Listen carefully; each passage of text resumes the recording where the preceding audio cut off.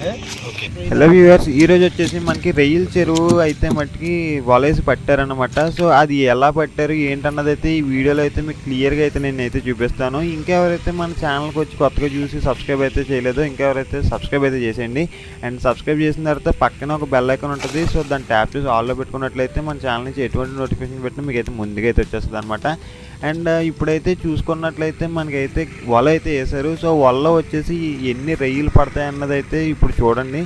And ఆ రొయ్యలు వచ్చేసి మనకి కేజీల లెక్కన అమ్ముతారు, అంటే మనకి తూకం రొయ్యలు అంటారు కదా, సో అవేనమాట ఇవి.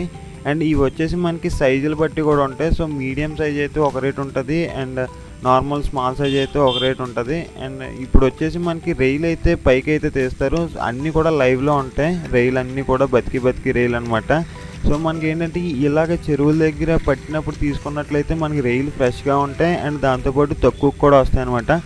మనకి మార్కెట్కి వెళ్ళి తీసుకునే బదులు ఇలా రొయ్యలు ఎక్కడైతే పడుతున్నారో అక్కడికి వెళ్ళి అయితే తీసుకోవడానికి అయితే ట్రై చేయండి. అక్కడైతే మనకి తక్కువకి అయితే వస్తాయి.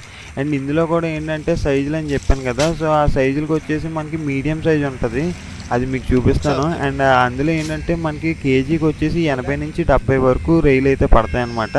అండ్ అది కాకుండా ఇంకా చిన్న సైజ్ అయితే ఇంక 80 నుంచి 100 వరకు రొయ్యలు అయితే కౌంట్ అయితే ఉంటుందంట. సో వాళ్ళు చెప్పారు అది. అండ్ అందులో వచ్చేసి అన్నీ కూడా ఫ్రెష్ రొయ్యలే ఉంటాయి. ఇవన్నీ కూడా రొయ్యల చెరువులు అన్నమాట. దీంట్లో పక్కనే చేపల చెరువులు కూడా ఉంటాయి, అవి మీకు తర్వాత చూపిస్తాను వీడియోలు అన్నీ కూడా. అండ్ ఇప్పుడు వచ్చేసి ఇది వచ్చేసి రొయ్యల చెరువు కాబట్టి రొయ్యలు అయితే చూడండి మొత్తం అంతా కూడా చాలా అంటే చాలా బాగా నీట్గా అయితే వాళ్ళైతే పెంచి దాన్ని పట్టి అయితే మనకైతే ఇస్తారనమాట.